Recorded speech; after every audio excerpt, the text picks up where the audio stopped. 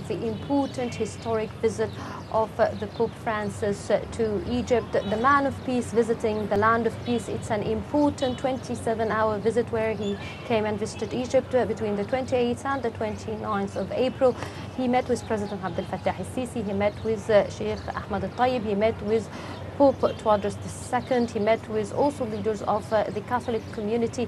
He prayed with the public in a huge mass as well, and in addition to addressing the International Peace Conference as well, and to discuss the importance and significance of such a historic visit. I'm happy to have with me Professor Dr. Nadia, of course, Zakhari, and of course she's the former Minister of Scientific Research, as well as member of the National Council of Women, as well as also head of the Scientific Research Committee and professor in the National Cancer Institute. Welcome with us, Doctor. Thank you so much. Hello, Dr. Zakhari. Hi. Of course, as we are talking about this historical visit of Pope Francis, it's the second visit for a pontiff since the visit of John Paul II, Yes. which was also historic. Talking about that particular figure, that peaceful, tolerant, moderate, everything stands for everything that talks about peace. He's such a character. One of his famous words that will still be remembered for ages and ages is that when he was leaving Egypt, he said, "How can I fear or feel the fear in a land that provided peace and safety and security for Jesus Christ?"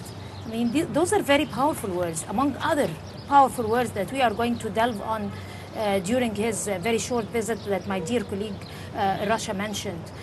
Of course, if we spend hours and hours talking about that visit, we won't be finished. But let's start off with the timing.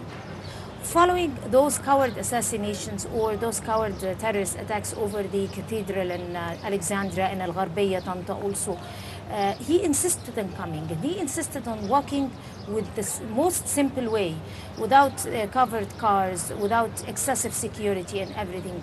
What does that signify to us as Egyptians? As Egyptians, I felt that he's a very, very great man. He's very courageous. He has faith in God that whatever will be, will be. He has faith in the Egyptian people. He has faith in Egypt and in the safety of Egypt. Some people have told him, don't go to Egypt at this special time, as you said, because there were many terrorism and many accidents in Egypt that happened through less than 3 months in Egypt, but he insisted to come, and this gave us the faith and that he has fulfilled his promise to come. He's not afraid to come. Even he didn't go within Egypt by cars, by armed cars and so on. He went by an ordinary car, as we all find in, as we also in the TV, opening the window in front of him and making buy for the people. So he wasn't afraid to be in Egypt. And as you said, he felt that this country have gave the safety and secure to the Lord Jesus Christ when he was still a baby, and so we are in a safe country. Whatever had happened, but still we are in a safe country.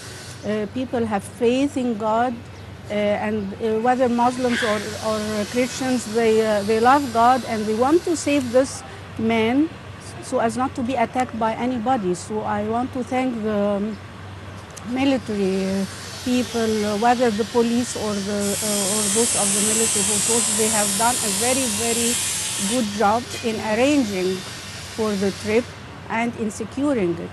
And as you said, it was only 27 hours, and within these 27 hours he has done a work that would have taken 3 or 4 days from any other man. So how can we benefit from the Pope's visit into ameliorating Egypt's image? First of all, it shows how Egypt is safe, even though many terrorism have happened through the past 3 months, as I told you. But and the second thing, which shows the love of the Egyptians, whether to the religion, and how they are looking for, the Muslims are looking for the Christians, and the Christians are looking for the Muslims. He has done a sort of cement between both. The most important thing that this visit was carried out by, I think, 170 channels all over the world. And we know that Catholic is the first religion, the Christians who are